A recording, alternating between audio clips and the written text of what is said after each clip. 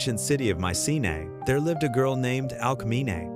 She was so beautiful that people who met her on their way would stop and silently gaze at her in wonder.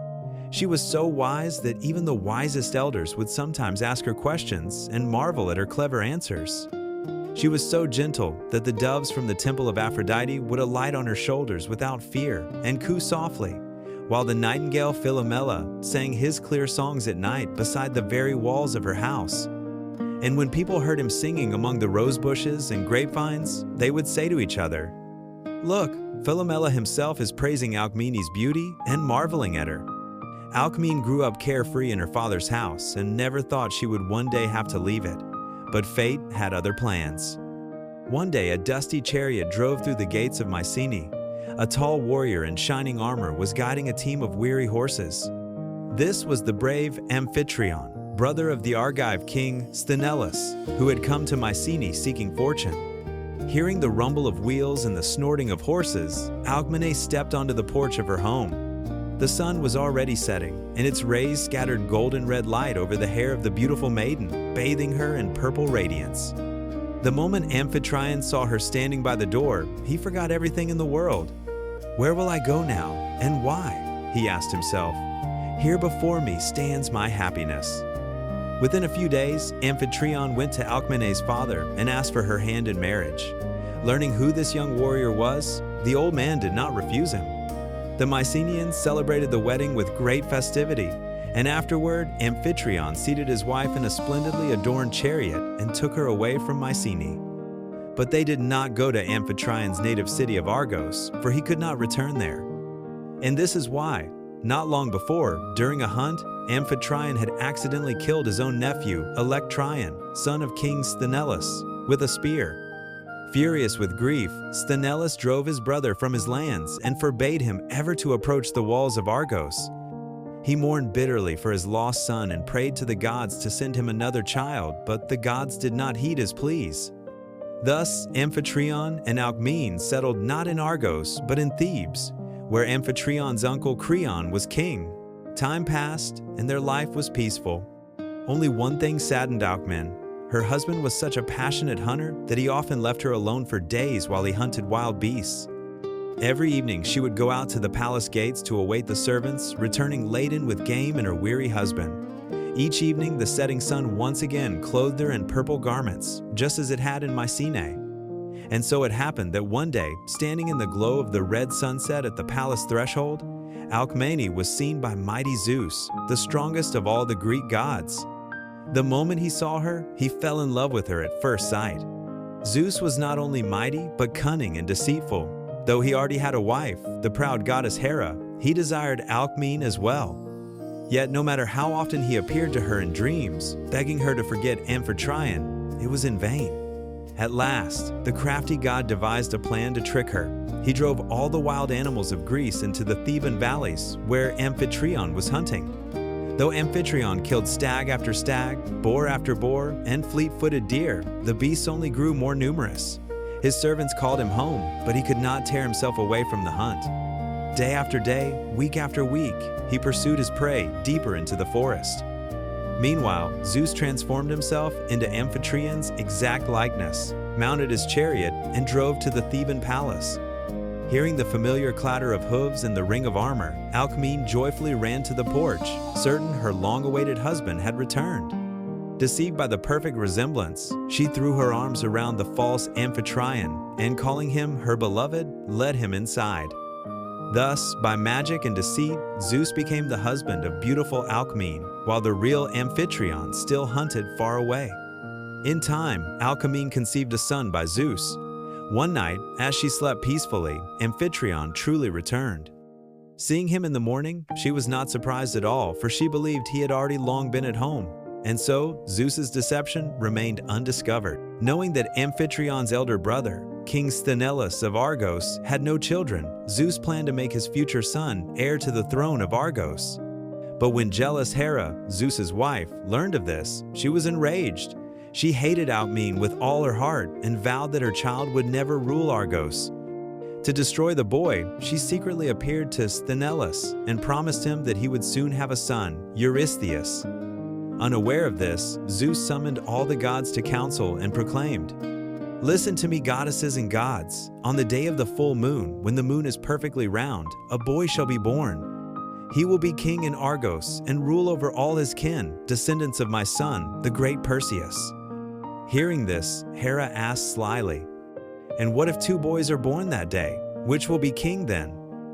"The one born first," answered Zeus, for he was sure Hercules would be the first.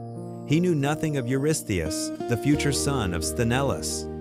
But Hera smiled even more cunningly and said, "Great Zeus, you often make promises you forget. Swear before all the gods that the boy born first on the day of the full moon will be king of Argos." Zeus swore readily. At once Hera called upon the goddess of deception, Ate, and ordered her to steal Zeus's memory. As soon as his memory was gone, Zeus forgot Alcmene and the child she was to bear. Thus it happened that Hercules, son of Zeus, lost his true father even before birth.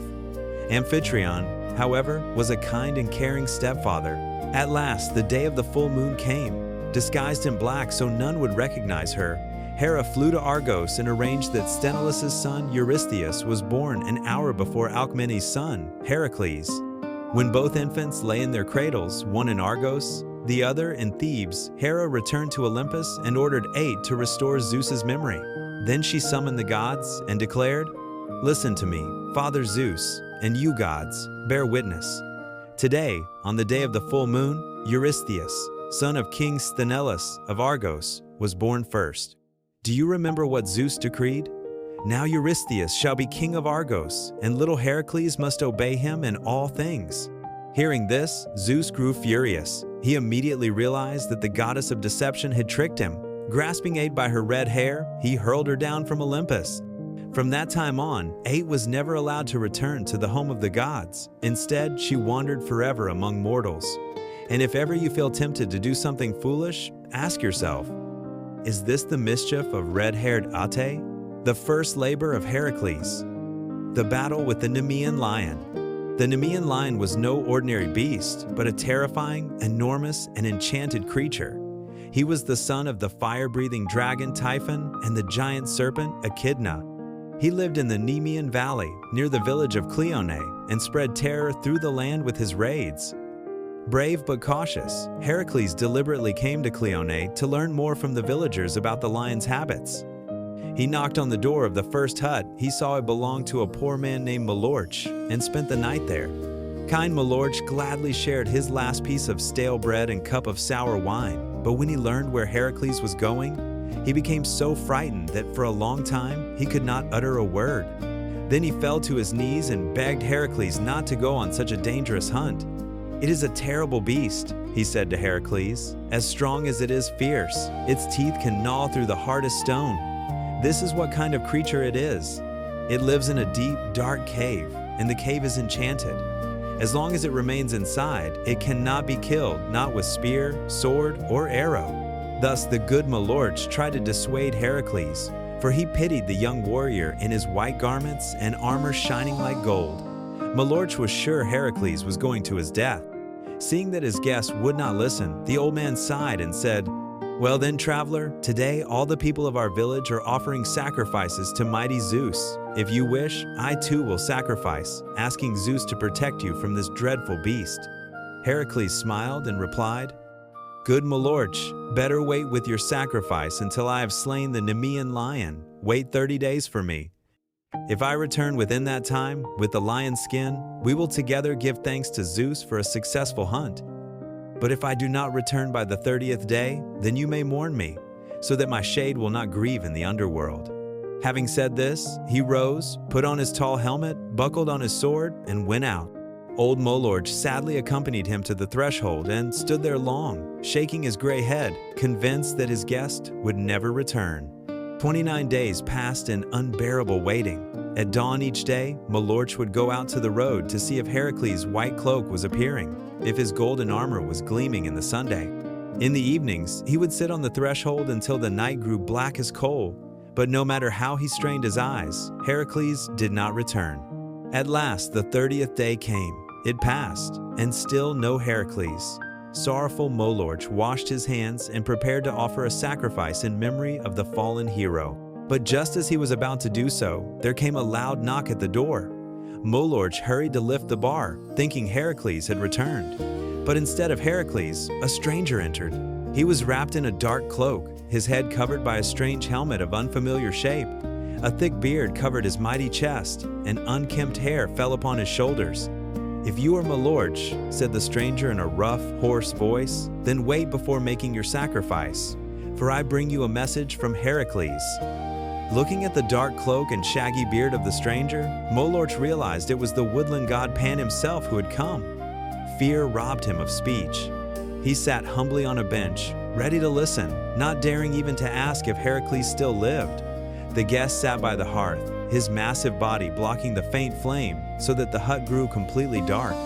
"When Hercules left you," the guest began, "night closed in on him from all sides. He kept looking back, fearing the lion might leap upon him from the bushes." As he listened to the hoarse voice, Molorch thought Pan had come a long way and was weary. So he quietly poured his last wine into a cup and set it on the table.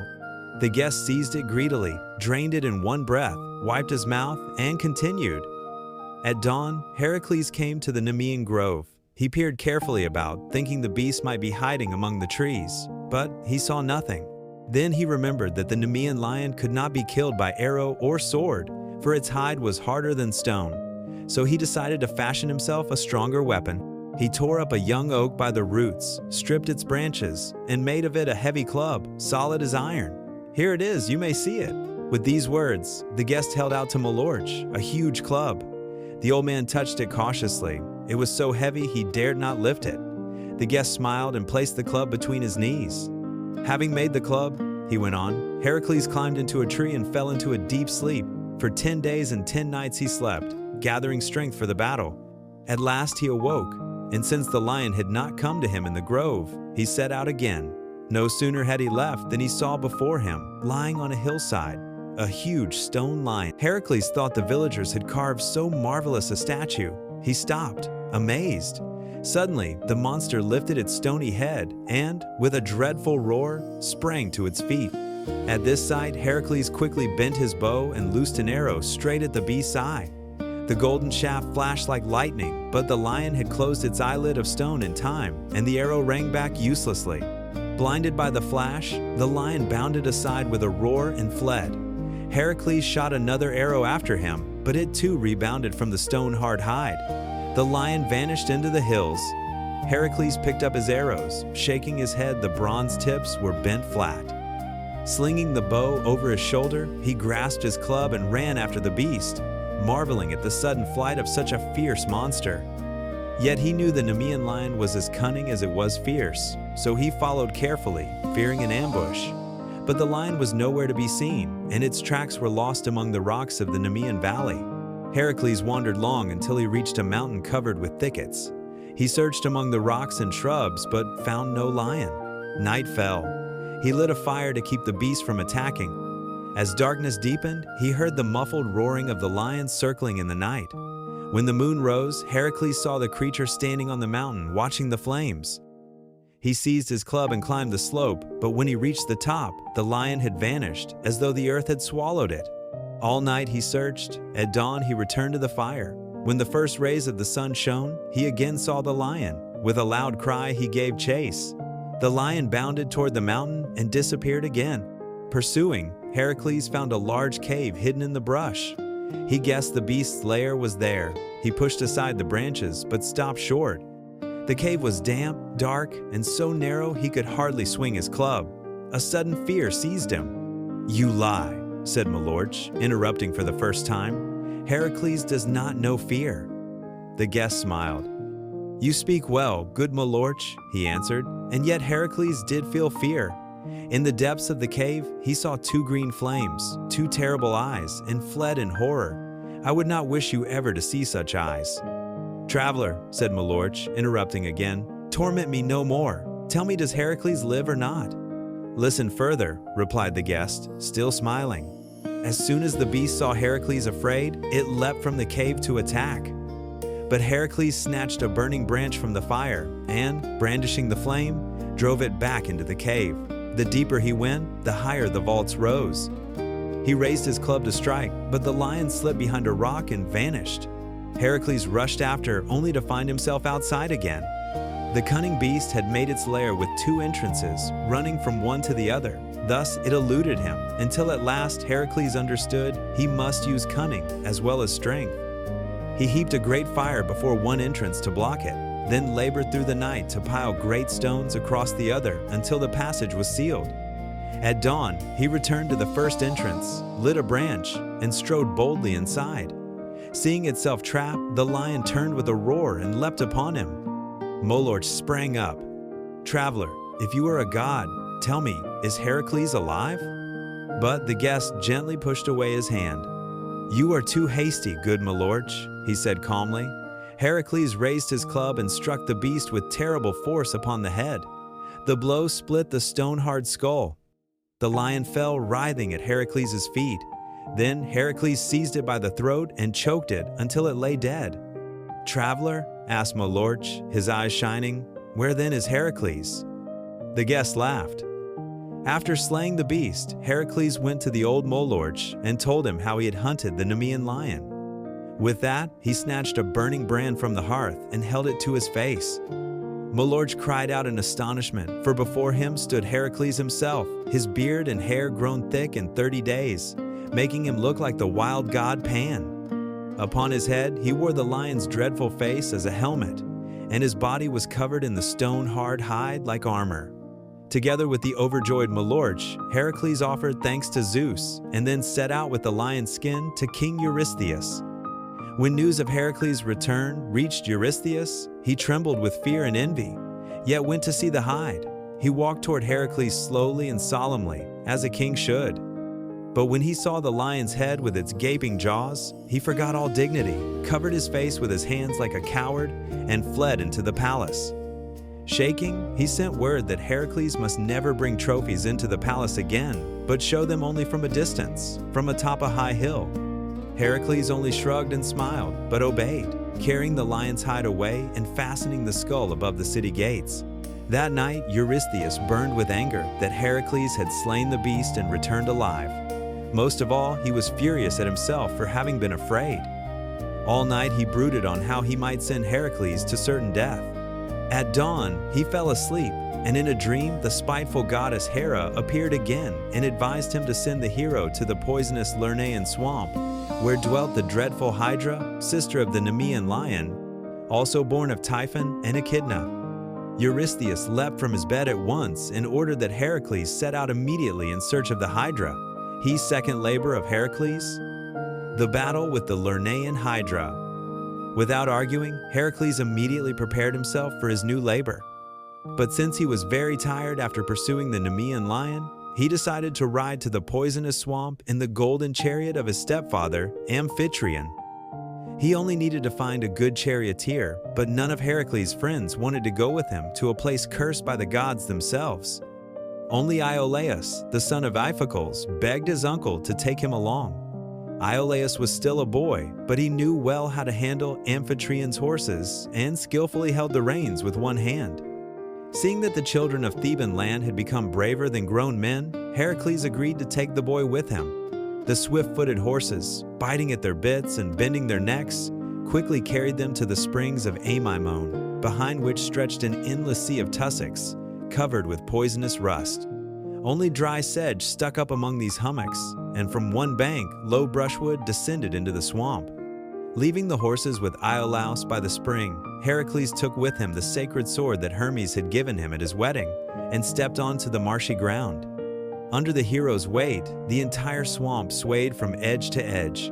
His feet immediately sank into the bottomless, mossy mire, and colorful bubbles of rust rose up beneath him. The smell of poisonous herbs made the blood rush to his head. Carefully feeling for the path, Hercules stepped from tussock to tussock, while the swamp heaved and trembled beneath him. Suddenly, he made a wrong step and sank waist-deep. Hercules grabbed a feeble tree sticking out from a nearby hummock, but the dry wood broke. Another moment, and the mire would have swallowed him whole, but he took one last step and felt firm ground. Standing on tiptoe and clutching at the moss with his hands, Hercules shouted to Iolaus to quickly throw him the reins from the bank. Iolaus tied a stone to the reins and hurled them to Hercules. Grasping the stone, Hercules hung on the reins, while Iolaus lashed the horses, and together they pulled the hero to the edge of the swamp.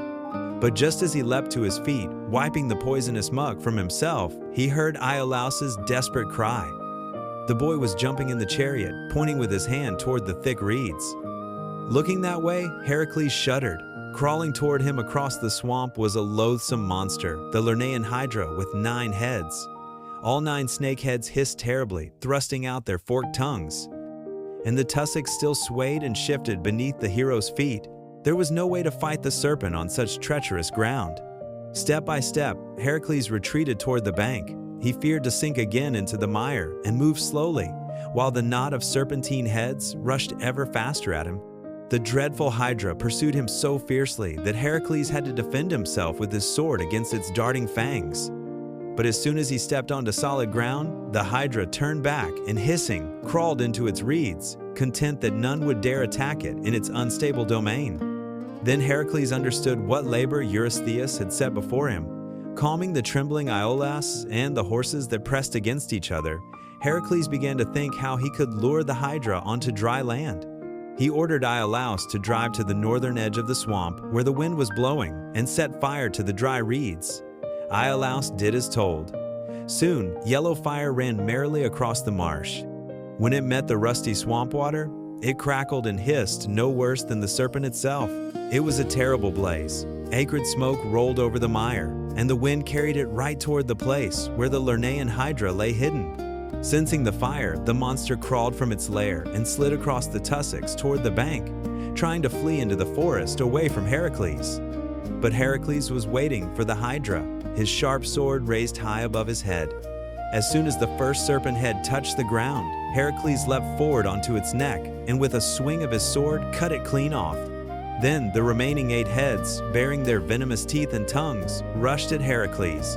The serpent's body coiled around his legs like iron shackles, while its deadly teeth and fangs clattered and scraped against his armor, seeking his flesh. Hercules' sword flashed like lightning. One by one he struck off 7 more heads, but the 9th, the fiercest and largest, could not be severed, for it was immortal. The sharp blade passed through it as though through soft jelly, leaving no mark. Casting off the serpent's body, Hercules seized the head in his hands, trying to strangle it. But then he saw that all the other 8 heads had grown back and attacked him anew with redoubled force. Twisting away from the Hydra, Hercules struck and struck with his sword, yet the heads kept sprouting again and again. And hissing most terribly of all was the central, immortal head. Soon Hercules grew weary of hacking. He was beginning to lose hope of victory when suddenly a fortunate idea came to him. He shouted to Iolaus to bring him a burning branch. The brave boy instantly understood what to do. He ran up, waving a flaming brand. As soon as Hercules struck off a serpent's head, Iolaus seared the bloody wound with the burning branch. Thus the Hydra's neck shriveled, and no new heads grew upon them. In this way, all 8 mortal heads of the poisonous Hydra perished. But the 9th immortal head, Hercules, buried beneath great stones. No matter how the serpent thrashed, it could not shake off the heavy pile. Triumphant, Hercules dipped his arrows in the Hydra's venomous blood, soaking them in the deadly poison so that they would bring certain death. Picking up the severed heads, he leapt into the high chariot. The horses bolted, biting at their bits, and carried him away from the swamp, straight to Argos, to King Eurystheus. But the terrified Eurystheus, of course, dared not even look at the serpents' heads.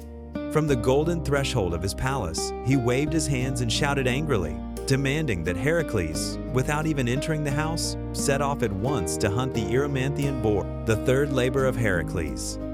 The Erymanthian boar. Without stopping, he finally reached the place where the Erymanthian boar was hiding. The terrible beast was nowhere to be seen.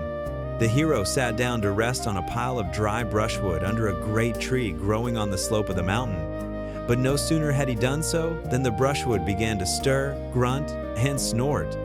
A huge boar's head stuck out from the very middle of the pile.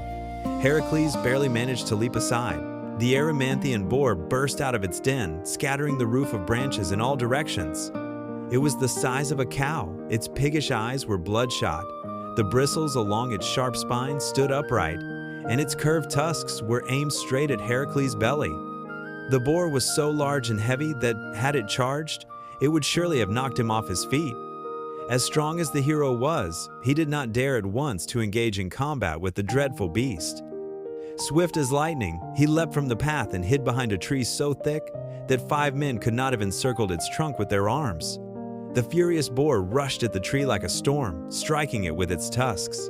Foam fell in clumps from its mouth. The trunk cracked under the heavy blows. Leaves and acorns showered to the ground. Again and again, retreating and charging, the Erymanthian boar smashed the ancient oak to pieces in its attempt to reach Hercules. In vain, the hero tried to strike it with his sword from the side. The blade left deep scratches on its hide, but could not deal a mortal wound. Mud and foam mixed with the blood of the monster, which only grew more frenzied with every stroke of the sword.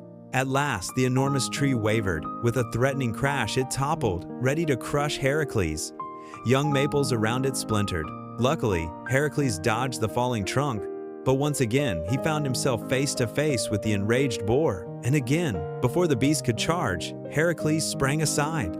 Positioning himself so that the sun's rays reflected from the polished surface of his shield, Hercules sent a burst of dazzling light into the monster's bloodshot eyes and, with a loud shout, began to pound on the shield with his club. Then, blinded by the glare, frightened by the cries and clamor, the Erymanthian boar turned and ran up the mountain, shattering ancient oaks with its powerful flanks.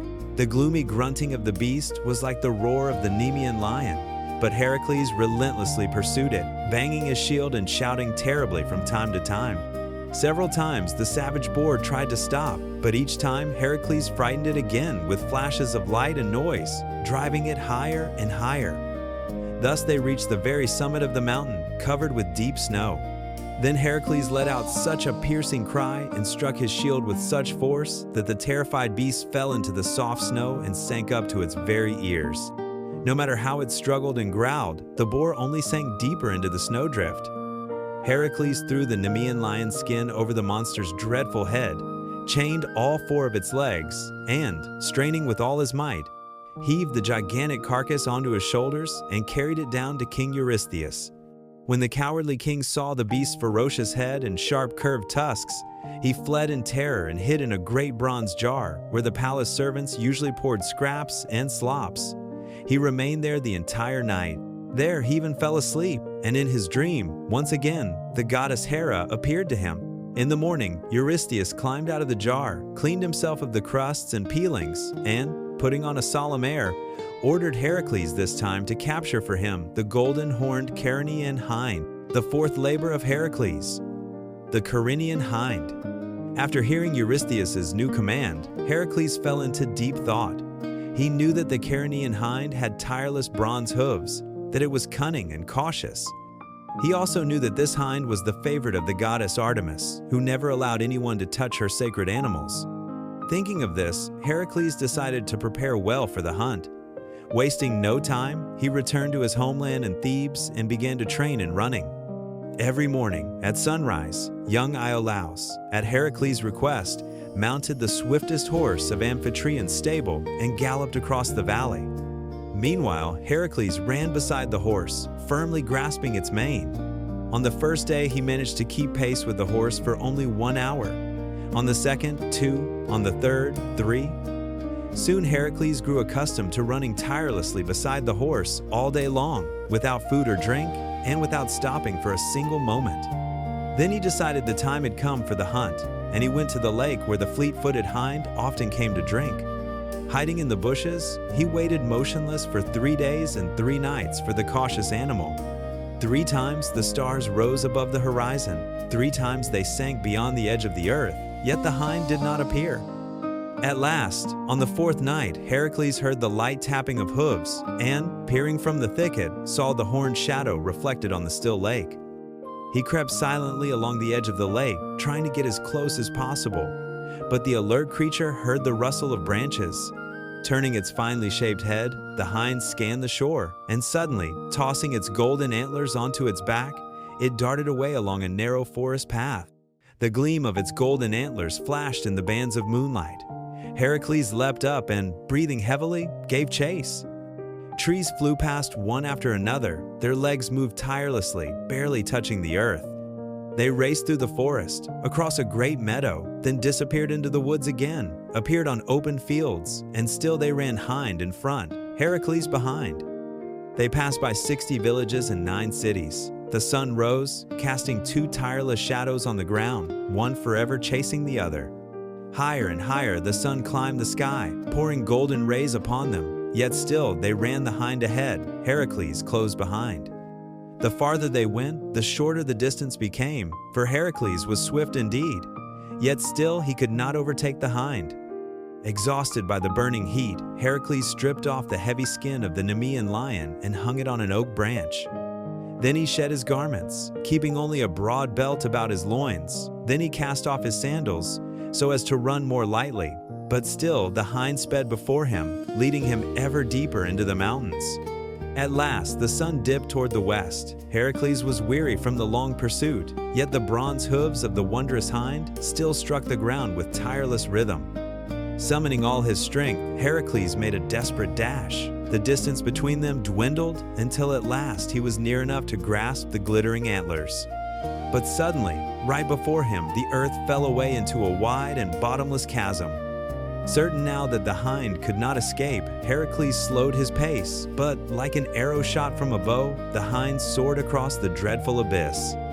Hercules halted sharply at the edge, panting, while the hind grazed peacefully on the far side, now and then glancing back at him, as though mocking his failure. Disheartened, Hercules slowly began to make his way around the chasm, trying not to lose sight of the hind. Many days and nights he spent in this detour before finding its trail again. Then the endless chase resumed. Each time Hercules nearly caught the hind, it eluded him, leaping into deep rivers, hiding in thick thickets, vanishing among sandy hills. Again and again Hercules had to track it down by its prints. Thus, hunter and quarry traveled ever farther.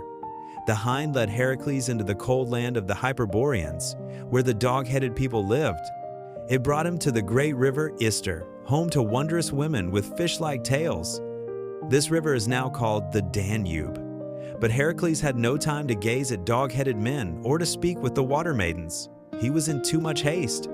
Tireless, he drove the hind ever on, back from the Ister toward Greece, until at last he returned to the very place where he had first begun the chase. There he halted, lay down, and fell into a deep sleep. He would never have slept, had not the goddess Athena, whom Zeus had appointed to aid him, sent sleep upon him.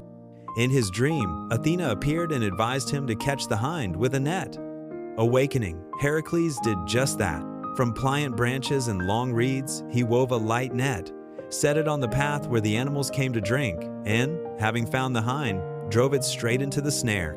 Bursting into the clearing, the hind ran at full speed, and at once became entangled in the net by its antlers. Triumphant, Hercules seized it, threw it down, bound its slender legs, and lifted it in his arms to carry it to Eurystheus. But scarcely had he gone 100 steps when the air rang with barking. A whole pack of shaggy hounds burst upon the path, surrounding the hero and blocking his way. Then, from behind the bushes, appeared the enraged goddess Artemis. In her short hunting dress, with a golden crescent in her hair and a bow in her hand, the young goddess of the hunt stood beneath the myrtle branches. She drew her deadly bow, from whose arrows no living creature could escape, and aimed at Hercules' heart. In a wrathful voice, she demanded that he release the hind at once, if he valued his life. Not wishing to provoke the goddess, Hercules humbly replied that he had caught the hind not of his own will, but by the command of the great gods. He asked only for permission to show it to Eurystheus, promising to set it free immediately afterward. The stern goddess was softened and allowed Hercules to carry the hind to Argos. When Eurystheus saw the hero bearing the Chaerenaean hind in his arms, he trembled with anger and jealousy at Hercules' great success. For already all Greece spoke of Hercules and not of him. At once the king offered sacrifice to the goddess Hera, and at her counsel he sent Hercules to the Stymphalian forest. He demanded that Hercules drive out and destroy the countless Stymphalian birds that dwelt there, the fifth labor of Hercules. Hercules drives away the Stymphalian birds.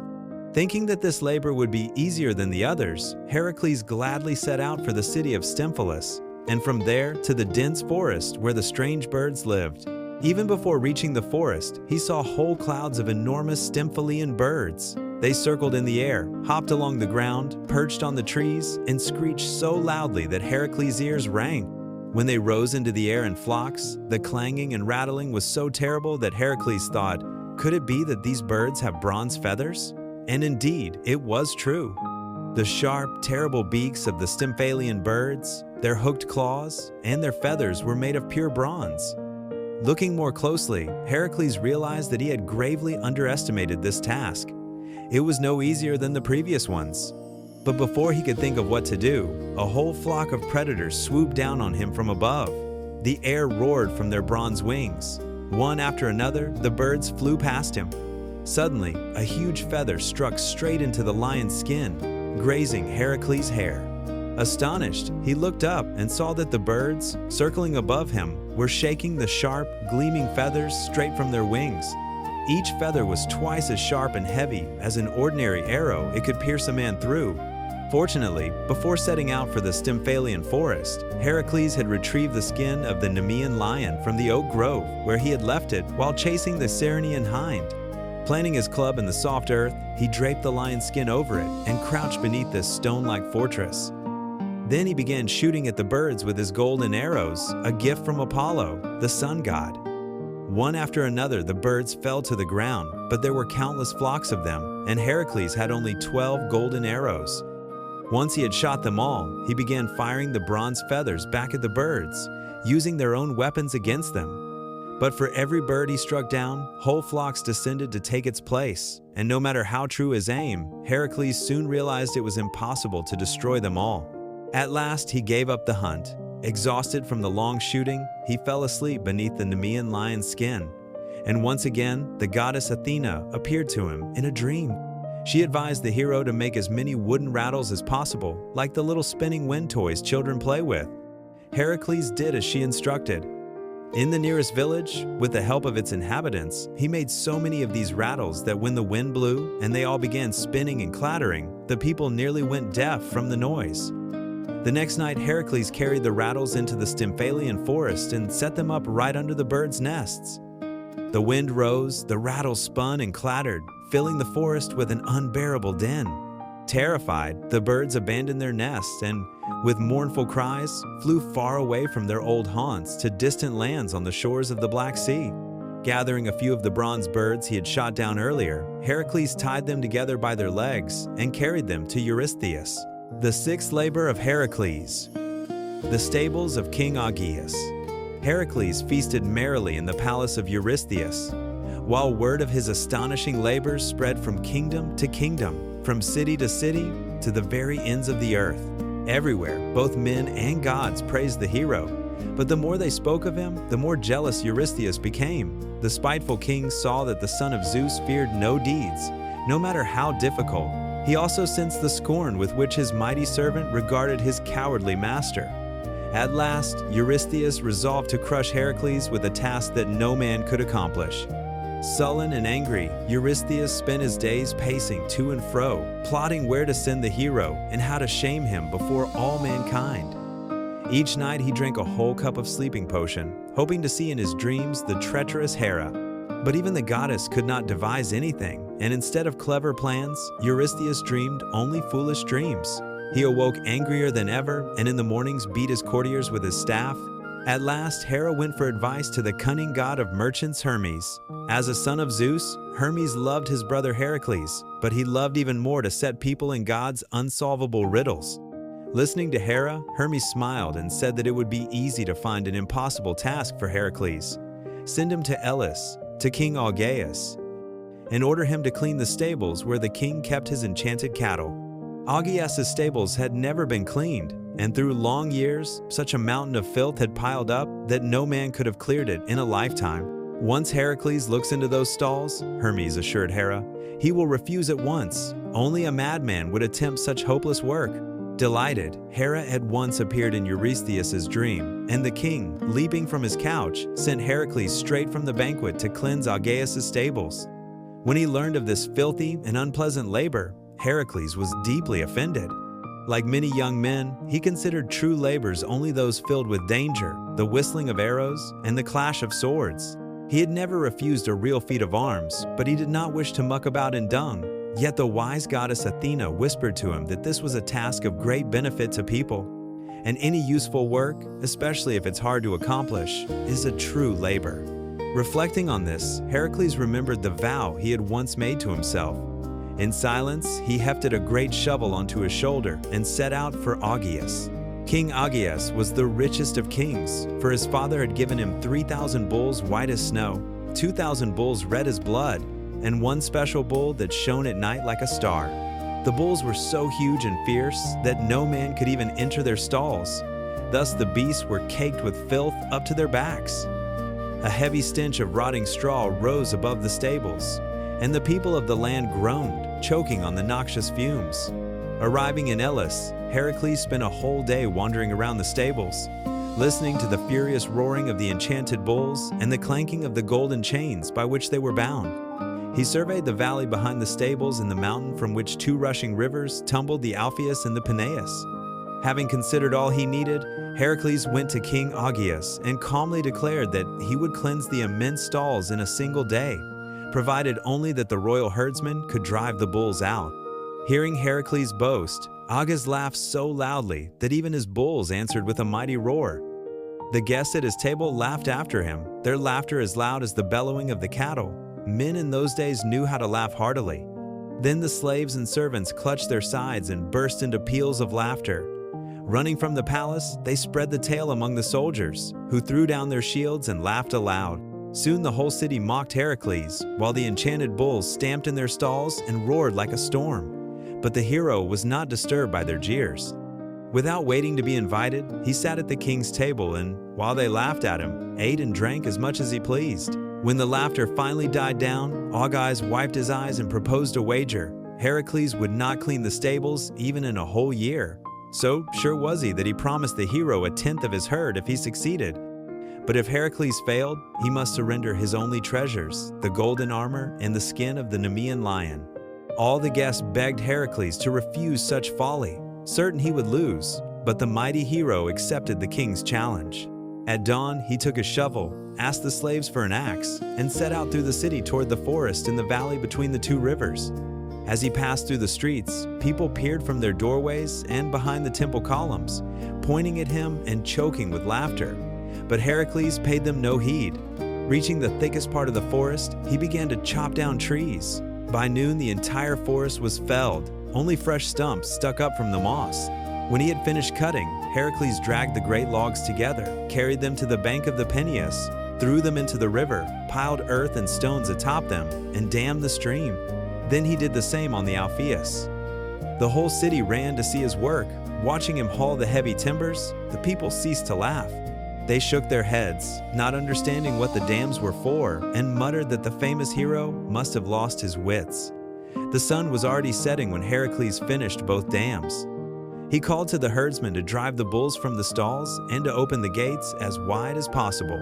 Then Heracles calmly sat down on the riverbank and watched as the rushing waters, rising ever higher behind the dams, swirled and foamed, straining against the timbers.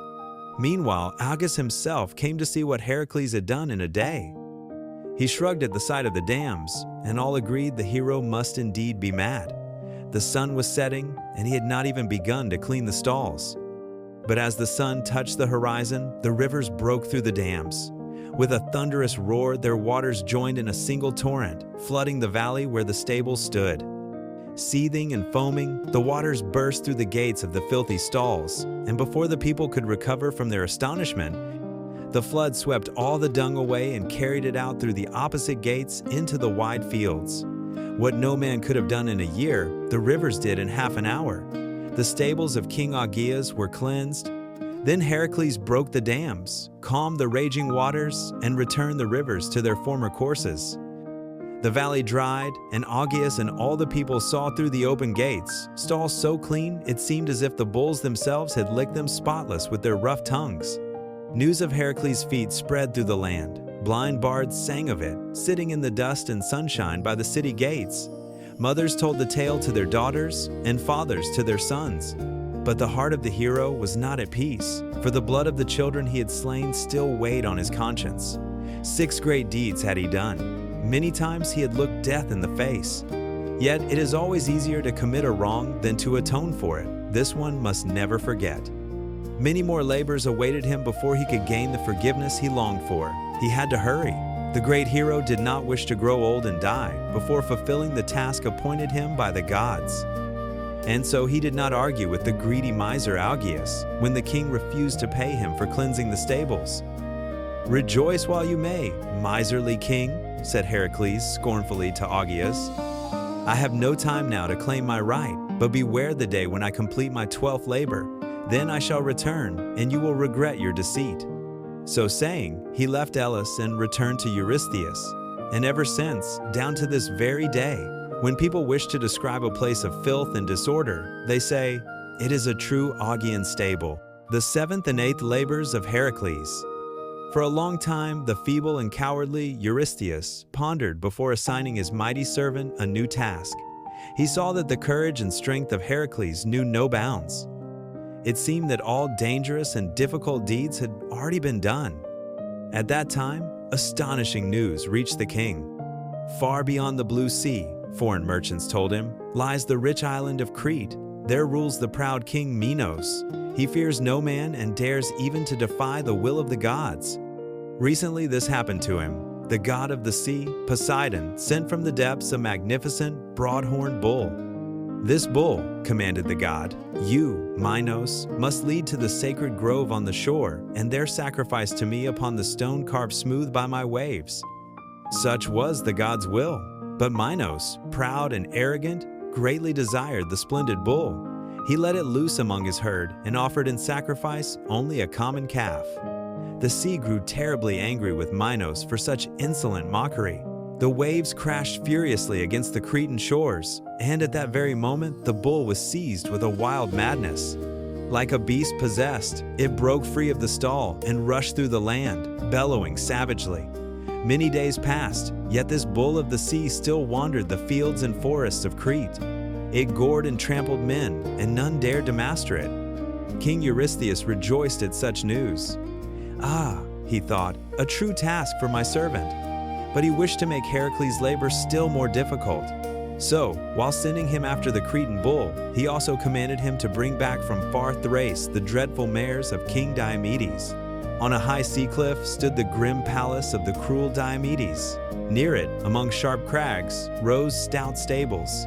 There, chained to oak mangers, pawed the earth with their hooves, snorting and rolling their eyes, stood the beautiful chestnut mares. Their coats gleamed like polished bronze, their long necks arched almost to their hooves. Yet woe to anyone who dared approach them. For they fed not on hay, nor green grass, nor golden oats, nor barley grain. These were man-eating horses. And whenever a storm wrecked a ship near Diomedes' palace, his servants would seize the drowning men and throw them to the bloodthirsty mares of their lord. It was no easy thing for Heracles to carry out the cowardly and treacherous king's command. But what could he do?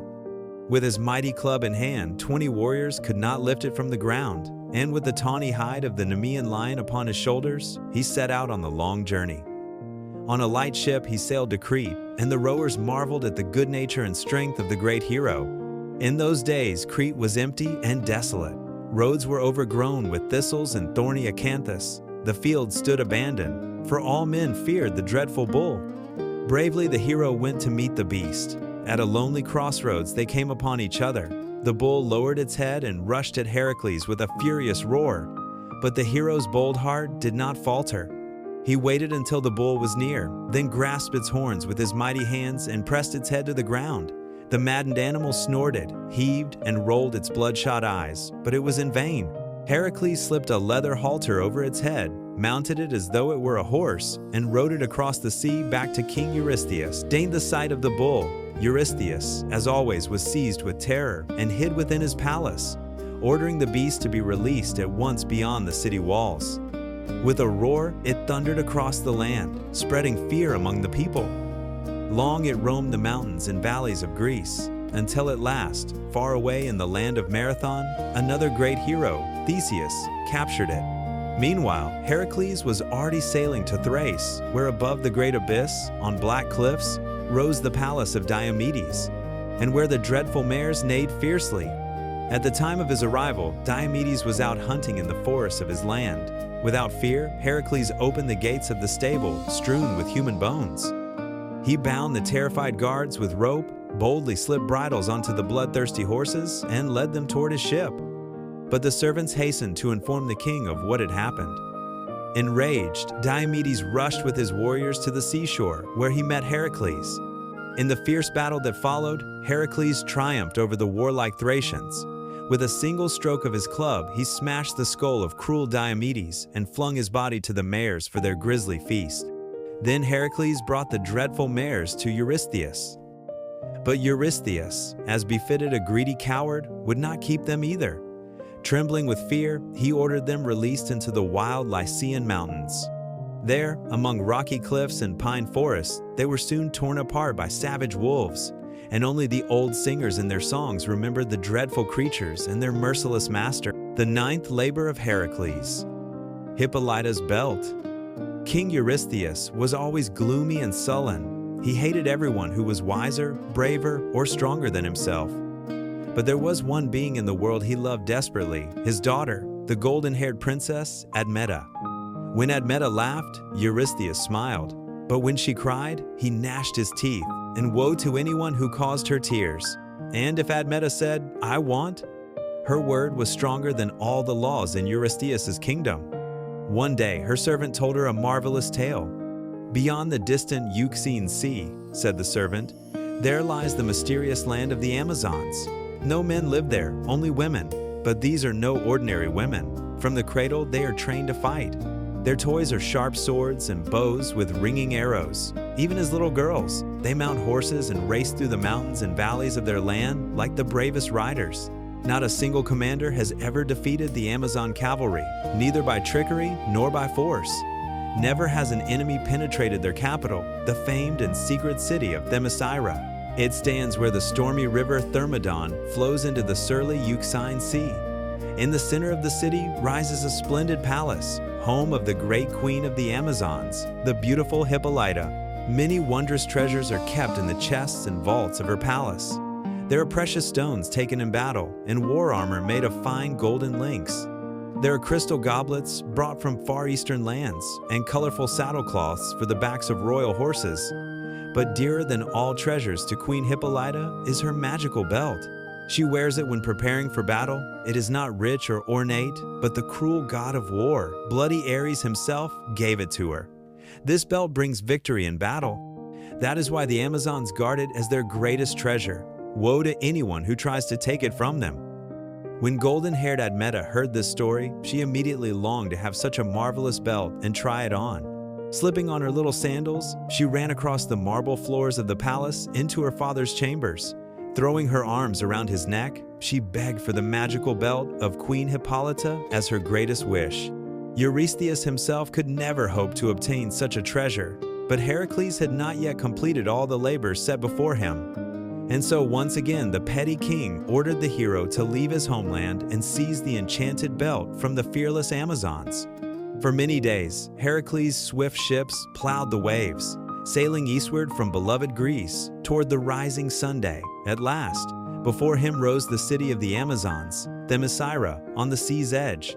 Hercules' companions hauled their ships ashore, lit campfires, and made camp beneath the city's mighty walls.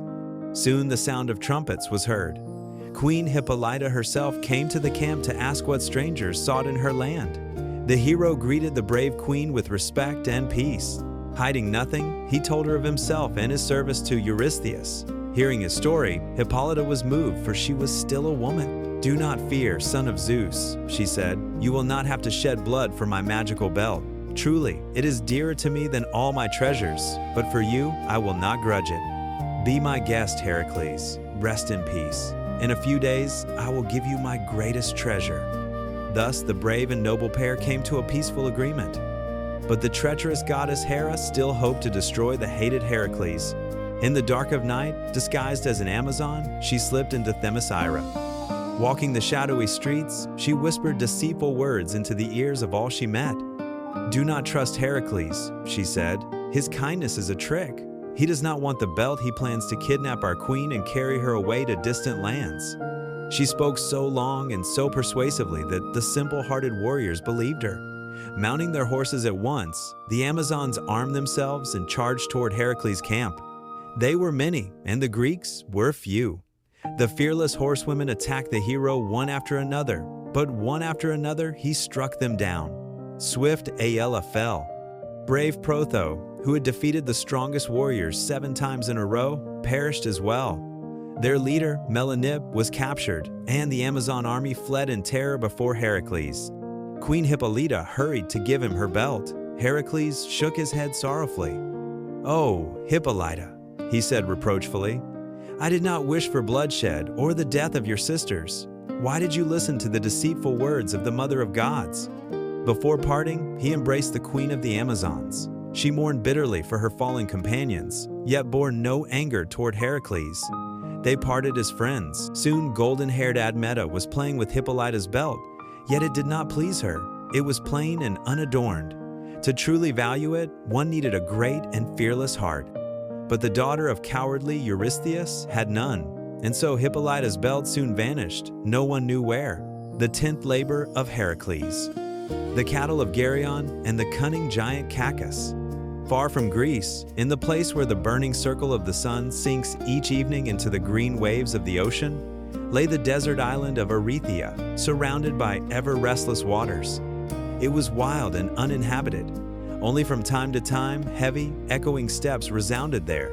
They belonged to the enormous, cloud-like, 3-headed giant Geryon, who came to inspect his herd of cattle. In peace and safety, the cattle grazed on Erythea's green meadows. Lazily nibbling the juicy grass, the herd wandered the empty island. They were as huge as the mightiest elephant, and fire-red like the clouds that burn in the western sky at sunset. No beast nor man could reach them across the stormy waters of the western sea. Yet, fearing for his herd, Geryon appointed another giant, Eurytion, to guard and tend them. Eurytion was as large as his master Geryon, though he lacked 3 heads. To aid the herdsman, Geryon gave him a dreadful dog, Orthus. With a single gulp, this beast could have swallowed 10 lions or tigers at once. And so it was for these cattle of Geryon that the cowardly and greedy Eurystheus sent his mighty servant Heracles when the time came for him to perform his 10th labor. Long Heracles journeyed westward, across the lands that are now France and Spain. He crossed lofty mountains, swam raging rivers. At last he reached the place where Africa and Europe are divided by a narrow, deep strait. With great difficulty, Heracles crossed it. In memory of his journey, on each shore he raised 2 towering rock pillars. Today we call them Gibraltar. In ancient times, they were the pillars of Heracles. They stood so far from sunlit Greece that only braggarts and liars dared claim they had reached them. That is why even now, when someone boasts and lies too much, people say, "He has reached the pillars of Heracles." Past this grim place, Heracles came to the shore of the stormy western ocean. There it was so empty that even the hero felt fear. The salty wind tore the foaming crests of the waves, whistled through dead shells on the beach, and tangled the seaweed cast ashore. Far beyond the open sea lay the gray island of Erythea, but no sail was visible in the distance. No trace of a boat on the wet sand, not even driftwood from which to make a raft. Heracles sat down on his lion's skin, laid his heavy club and faithful bow beside him, clasped his knees with his mighty arms, and gloomily gazed at the foamy waves. The day waned toward evening. Suddenly, Heracles saw Helios, the sun god, descending from the heights of heaven in his radiant chariot, drawing ever closer. Half blinded by the brilliance, Heracles grew angry with the shining god and shot a sharp arrow at him. Helios marveled at such boldness, yet he did not become wrathful with the son of Zeus. Asking Heracles what troubled him, he learned of the hero's task in this desolate land. Out of pity, the sun god lent Heracles his golden boat, the very vessel with which he himself crossed the ocean each night, to rise again in the east each morning. Rejoicing, Heracles embarked in the boat of the sun, crossed the sea, and reached the wild island. From afar, the loud bellowing of the purple-red cattle rolled across the waves. But as soon as Heracles set foot on the shore, the monstrous dog Orthus rushed at him with a hoarse bark and growl. With one swing of his club, Heracles felled the hound. With another, he struck down the giant herdsman. Then he gathered the herd and drove them toward his boat. Halfway to the shore, their master appeared, the three-headed giant Geryon. But with 3 swift arrows, Hercules struck the monster, and so, untroubled, he ferried the herd across the ocean, returning the boat to Helios. A long road still lay before him. Across many lands, Hercules drove the wondrous cattle back to Greece. He herded them with a long, pointed staff through scorched plateaus, flowering valleys, and rich meadows of what are now Spain and France. At last, the impassable Alps rose before him, a towering wall. It was hard even for Hercules to lead his herd through their narrow passes and cliffs. The cloven hooves slipped on smooth rocks, sank into the eternal snows. Yet at last the mountains lay behind them, and before them stretched the fertile plains of Italy. One evening, when feverish mists rose from the marshes, weary Hercules drove the herd into a narrow valley between wooded hills, lay down, placed a flat stone under his head, and fell fast asleep. A deep, enchanted slumber overcame him. Surely Hera had sent little Morpheus, the god of dreams, with his heavy lashes and cap of poppy petals. Hercules slept and heard nothing, neither the heavy steps in the forest, nor the loud breathing of someone huge, nor the mournful lowing of the cattle, first near, then farther and farther away. Only in the morning did he awake to find the valley empty. Dew glistened on the trampled grass, and only a single calf with a white star on its forehead remained, lowing sadly. Mad with rage, Hercules rushed in pursuit. Like a furious boar, he ran across the Italian hills and groves, searching for tracks, but on the stony ground they were hard to find. Everything seemed deserted. At last, near sunset, he came to a lonely mountain. From its depths came a muffled bellowing. Startled, Hercules circled the piled rocks. In one place he saw an entrance to a cave, overgrown with bushes and blocked by fallen stones. The ground before it was trampled by many hooves. But the tracks seemed to lead not into the cave, but out of it, into the valley. How could that be when the sound came from inside? Hercules was not only strong and brave, he was clever. Quickly he guessed the trick. The thief had tied the herd by their tails and dragged them backward, so their tracks pointed the wrong way. In fury, Hercules began hurling the stones aside. At once, from behind the trees came a loud crashing, and stamping, the furious thief himself rushed to defend his plunder. It was the giant Cacus, spewing fire and sulphurous smoke, roaring like thunder, brandishing a club taller than the highest tree. But all was in vain. Hercules hurled a sharp rock into his temple and felled the monster dead. Then he drove the cattle out of the cave, gathered and counted them, and led them on toward Greece. There he delivered the splendid herd to Eurystheus. But Eurystheus slaughtered the magical cattle and offered them as a sacrifice to jealous Hera.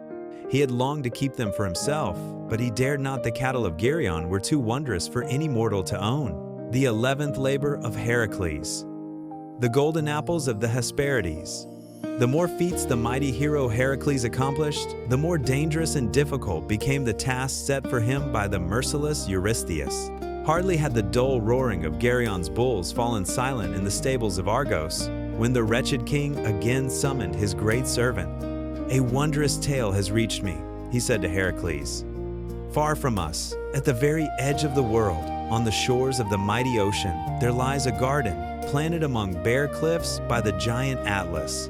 On this side of the garden, stretching for many days' journey, lie vast deserts, scorched by the sun, where wicked scorpions and venomous snakes dwell. Beyond it, above the boundless sea into which the sun sets, spreads the blue realm of the goddess of night. The daughters of night, the beautiful evening maidens, the Hesperides, fly out at dusk from its cool, dark blue spaces. They descend into the garden of Atlas and guard it from thieves. Indeed, there is much to guard, for nowhere in the world is there anything more beautiful or mysterious than these gardens. Bright as gold, large-eyed birds flutter from branch to branch in the blue evening mist, cooing gently. Crystal springs ring with thin voices, their beds strewn with golden sand. In clear ponds bloom pink lotuses, and among their leaves swim colorful fish. From the tender stems of grasses drip fragrant resins onto the earth. In the very heart of the garden, in its green and damp shade, grows a wondrous tree. Its trunk is slender and tall, its branches supple, and from them hang golden apples, shining both by day and in the darkness of night, fruits never before beheld by mortal eyes. Heracles, I want you to bring me 3 of these apples. I know you are brave and mighty, but do not expect an easy task. Do you know who Atlas is, the master of this garden and its apples? Listen, I shall tell you. At the edge of the world, above the dark and terrible abyss, stands a giant as huge as a mountain. His feet are set wide, and his mighty arms press against the sky, supporting the heavenly vault above us. Were he to release his heavy burden, even for a moment, the sky would crash to earth, clouds would fall, the sun and moon would tumble down, and the stars would scatter. The end of all would come. This giant, the bearer of the heavens, is Atlas. Atlas once guarded the golden apples himself. He values them more than life. That is why he placed a fearsome dragon, Ladon, to help the Hesperides. This monster has but one eye in the middle of its broad forehead, but that eye never closes. Woe to anyone upon whom it gazes. So wise men have told me, whether it is true or not, I do not know, but you must fetch me those apples. That is my command. Do you hear me, my servant Hercules? Hercules heard all. As always, he threw over his shoulders the hide of the Nemean lion, clasping its paws across his chest, and leaning on his mighty club, he set out at once in search of the wondrous garden. Long he wandered over the earth through the cold northern lands, under the blazing southern sun, eastward and westward, all in vain. No one could tell him where the evening maidens dwelt. At last, reaching the banks of the northern river Eridanus, he heard within its waves voices as soft as the murmur of streams. They were water nymphs, gentle and kind beings who lived there. Hearing his heavy steps, they rose to the surface. Pitying the hero, they advised him to seek out old Nereus, the shaggy-haired father of the waves.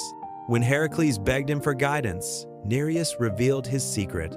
The gardens of Atlas lay in a dreadful place, far beyond Africa's yellow sands and the wild steppes where lions prowled and gray desert snakes slithered.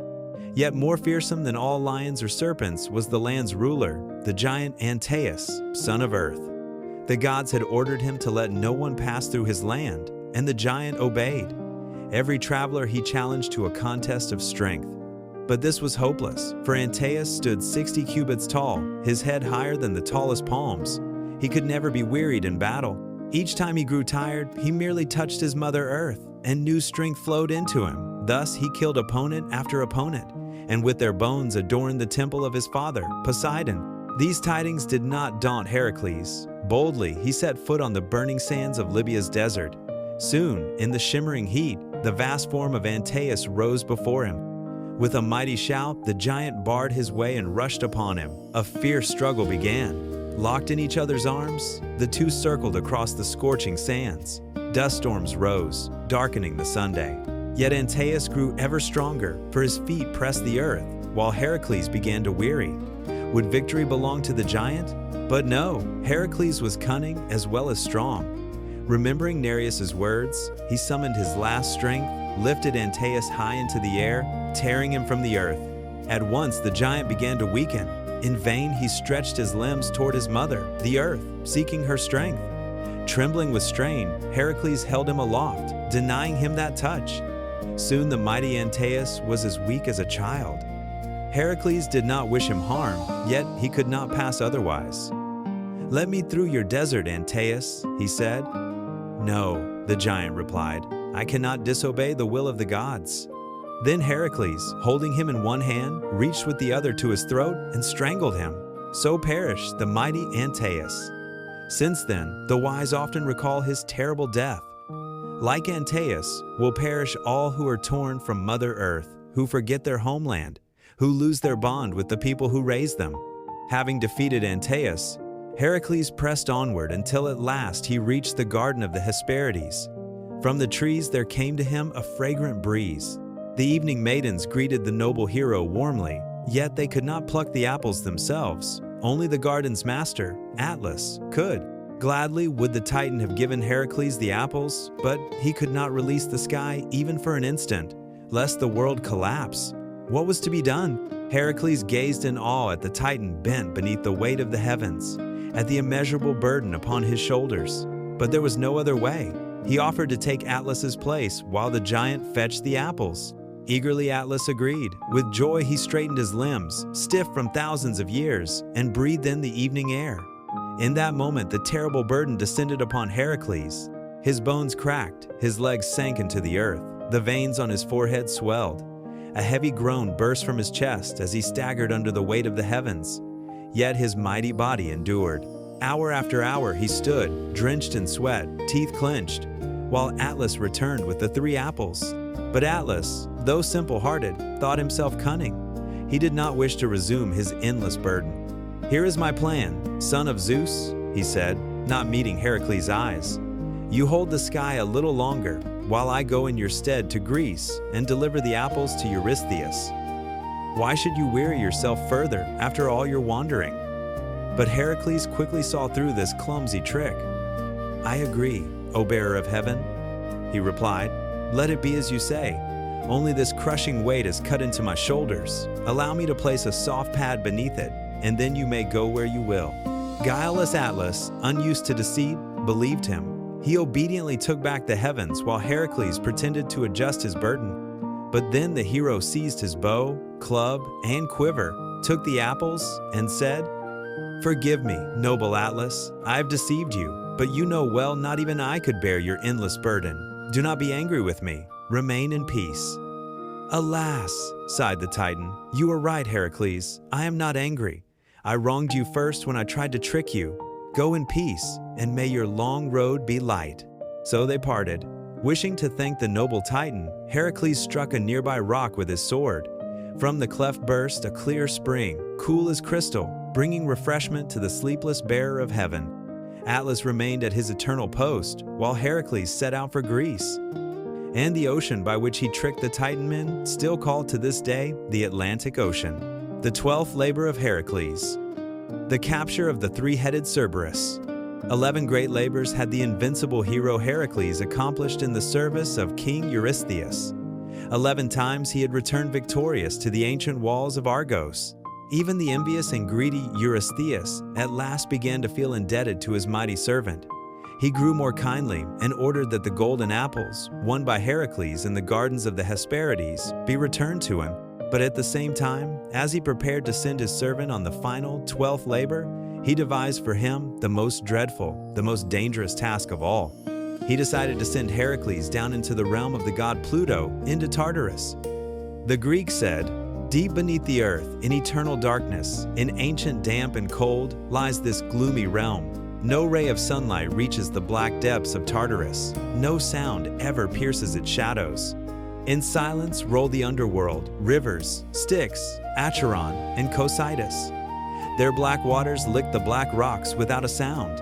Even owls and bats fear to fly into those dreadful caverns. Only in 2 or 3 places on earth are there deep and narrow clefts, wild chasms, and caves through which one may descend into Pluto's realm. The living never enter there. Only when a man dies and his body is buried in the ground does his shadow fly swiftly, like a leaf driven by the wind, toward the grim gates of Tartarus, descending into damp and darkness to remain there forever. The gray-haired old Charon ferries the shades across the river Styx in his leaky boat, taking in payment a single small copper coin. No shade may ever return to the world of the living, for all the exits are guarded by Cerberus, the sleepless hound. He has 3 heads on long necks, and from each neck falls a mane, not of hair, but of writhing, venomous serpents. His long tail is no tail at all, but a raging dragon growing from his back, coiling, uncoiling, striking with its venomous sting. Woe to anyone who dares to pass Cerberus and escape from the underworld back to the light. With groaning and lamentation, the shades wander over the sharp stones of Pluto's kingdom. They grieve for the sun and warmth. They sorrow for all they once loved in the bright and joyful world above. But they cannot leave. So the Greeks believed, and Eurystheus now commanded Hercules to descend into Tartarus, seize the infernal hound Cerberus, and bring him in chains to Argos. All shuddered with fear when they heard this command. People wept aloud, for it seemed dreadful even to imagine that a living man should descend into the land of the dead. But the hero gladly accepted this last 12th command. Before setting out, he went to Eleusis, to the wise men who dwelt there and who did not fear death. In the stillness of the night, by the flickering light of torches, an aged sage whispered into his ear the sacred Eleusinian word, a word that freed every man who heard it from fear of death. From that moment, Hercules feared nothing. Thus armed, he set out boldly into the wild mountains, where a cleft led down into dark Tartarus. The farther he went, the narrower the jagged cliffs closed around him, and the gloom deepened. The cicadas fell silent, the birds disappeared. Only the sinister hissing of snakes accompanied his steps. Gray frogs crawled beneath his feet, and gray ravens croaked harshly from dead branches above. At last, among the poisonous shrubs, he saw the black mouth of the cave. From it breathed damp, chill air, the very breath of death and decay. Even the brave hero who had slain the Hydra and the Nemean lion shuddered at this cold. He looked once more up at the distant blue sky, at the bright white clouds, then pushed aside the poisonous shrubs and stepped over the dreadful threshold. At that moment, someone took his hand. "Fear not, son of Zeus," said a clear young voice. "Our father has sent me to guide you to Pluto's palace. Follow me. I have traveled this path many times." Hercules turned and saw beside him a smiling youth with mischievous eyes, a winged staff in his hand, tiny wings upon his helmet, and wings upon his sandals. His glance darted slyly from side to side. Hercules at once recognized him. It was his elder brother, Hermes, the heavenly messenger, the god of merchants, inventors, trickery, and cunning. Hand in hand with Hermes, the fearless hero descended beneath the gloomy vaults of the underworld. At the sight of a living man clad in armor and the lion's skin, the pale shades shrank back in fear. Only one shade remained, fixing them with her terrible eyes, Medusa the Gorgon. Serpents grew upon her head instead of hair, and her gaze once had turned men to stone. Hercules raised his heavy club, but Hermes touched his arm softly. "Do not fear, brother," he whispered. "This is not the Gorgon herself, but only her powerless shadow. Since the hero Perseus slew her, she can harm no one." Hercules lowered his club, and they passed on. The shades rushed around them in crowds, sighing, weeping, and lamenting their fate. Many whom Hercules had once known he recognized among them, and many begged for help, but he could do nothing for them. At last, in the deep darkness, there appeared before him the vast palace of Pluto, lord of the underworld. Pluto frowned at the sight of the living hero, but when Hercules whispered into his ear the sacred Eleusinian word, the god's brow softened. He listened kindly to the hero's request, and after some thought, he said, "Very well, son of my brother Zeus, so be it as you ask. I permit you to take my faithful hound into the world of the living, but you must do so with your own strength, without weapons in your hands. Go, and may fortune favor you." At once Hercules set out to find Cerberus. From the slimy banks of the Acheron, there came to him the furious barking and growling of three throats. Leaping from rock to rock, the three-headed hound rushed upon him. Hercules waited, leaning on his club. When the monstrous beast hurled itself at his chest, Hercules flung aside the club and seized all three necks in his mighty arms. Madly Cerberus struggled, the serpents in his mane striking, the dragon tail lashing against Hercules' armor. But the hero's grip only tightened. At last the three heads drooped.